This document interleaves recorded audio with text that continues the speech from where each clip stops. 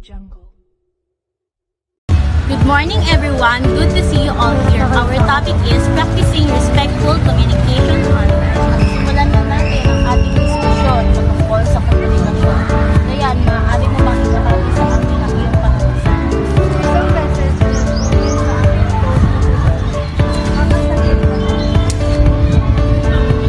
Nakaka-touch talaga kapag nakikita ko ang ganitong mga bagay na ako nang mabuti bago ako mag-react.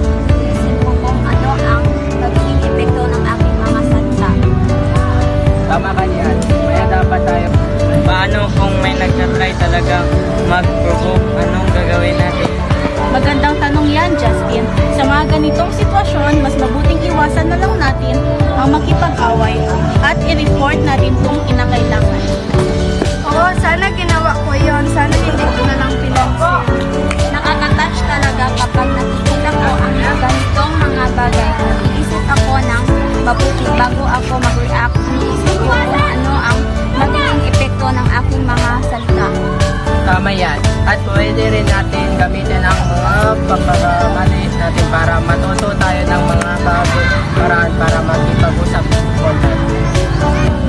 Ayon ako, kailangan natin ng mas maraming positive interaction online. Mas marami tayong dapat gagawa para sa positive online community. Eksakto.